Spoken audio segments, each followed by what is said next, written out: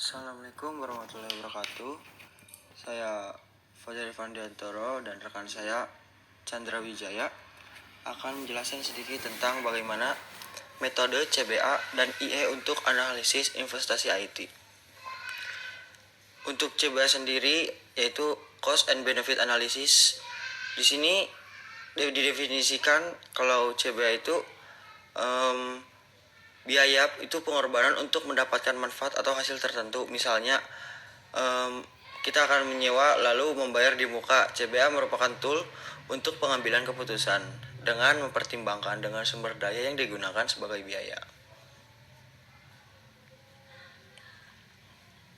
Tahapan penyusunan CBA meliputi 4 tahapan. Yang pertama ada identifying relevant impact. Identifikasi apa saja yang relevan terdampak, misal keluasan wilayah, orang atau pihak terkait. Yang kedua ada monetizing impact. Ukur sejauh mana biaya memberikan kompensasi yang wajar. Yang ketiga ada discounting for time and risks. Menghitung perkiraan nilai hari ini dari biaya manfaat mendatang. Yang keempat ada choosing among policies. Memilih kebijakan yang mendatangkan net benefit paling optimum. Untuk slide yang ketiga, kita di sini sedikit memahami cara kerja cost benefit analysis. Sebelum membangun pabrik baru atau mengambil proyek baru, tim bisnis yang terlibat harus bijaksana melakukan analisis biaya manfaat untuk mengevaluasi semua biaya dan pendapatan potensial yang mungkin dihasilkan perusahaan melalui proyek tersebut layak secara finansial atau apakah perusahaan harus melanjutkan proyek lain. Ya, kurang lebih seperti itu untuk memahami cara kerjanya dari si CBA ini. Selanjutnya ada kelebihan dan kekurangannya. Untuk kelebihan dan manfaatnya sendiri di sini ada 3. Pertama adalah biaya langsung akan tenaga kerja langsung yang terlibat dalam manufaktur, persediaan bahan baku, biaya dan manufaktur. Kedua, biaya tidak langsung mungkin termasuk listrik, biaya overhead dari manajemen sewa atau utilitas. Yang ketiga, biaya tidak berwujud dari suatu keputusan, seperti dampak pada pelanggan, karyawan, atau waktu pengiriman. Kekurangannya ada 3 juga. Di sini yang pertama kekurangannya sulit untuk memprediksi semua variabel, lebih cenderung bertumpu pada data, dan ketiga lebih sesuai untuk jangka pendek dan menengah. Slide yang selanjutnya ada metode Information Economics atau IE. IE dapat didefinisikan sebagai kumpulan alat komputasi yang memungkinkan perbandingan rasional manfaat dan biaya proyek TI. IE memungkinkan organisasi untuk membuat 2 perbedaan penting.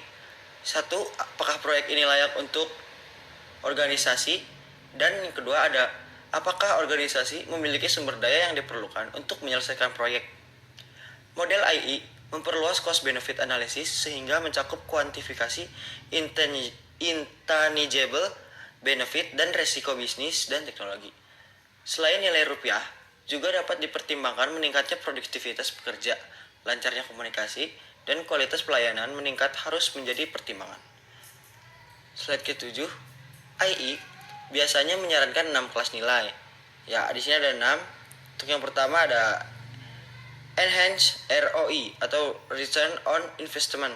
Mirip dengan ROI standar tetapi perluas untuk mencakup metode tambahan.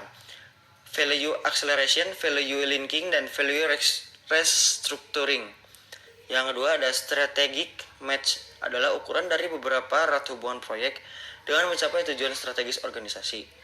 Yang ketiga, keunggulan kompetitif atau Competitive Advantage, memperkirakan sejauh mana proyek ini memberikan keuntungan di pasar dan sebagai perbaikan atas produk atau jasa dari organisasi atau sebagai penajaman fokus dari visi.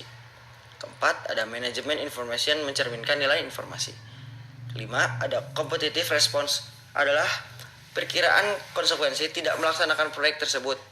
Ini adalah satu lagi kelas nilai yang memiliki referensi langsung kepada organisasi-organisasi non-pemerintah.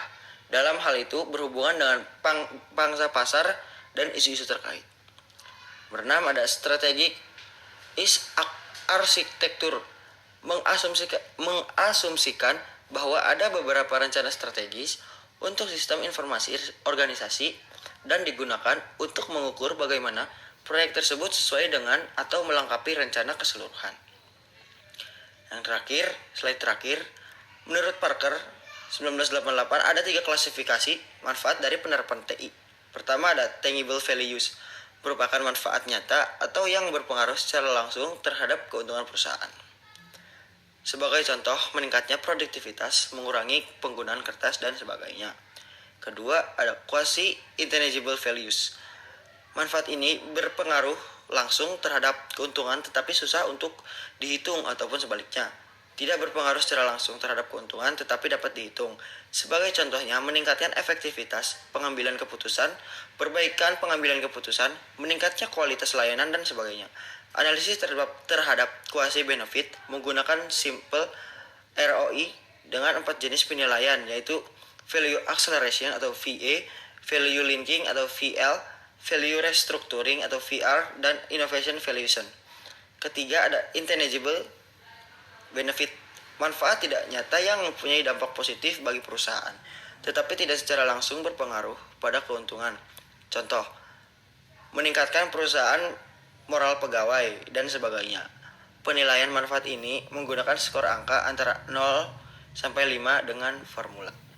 Ya, kurang lebih seperti itu untuk metode CBA dan AI untuk analisis investasi IT dari kami. Kurang lebihnya mohon maaf. Terima kasih yang sudah mendengarkan, sudah melihat juga. Semoga dapat diterapkan, dan kurang lebihnya mohon maaf. Wassalamualaikum warahmatullahi wabarakatuh.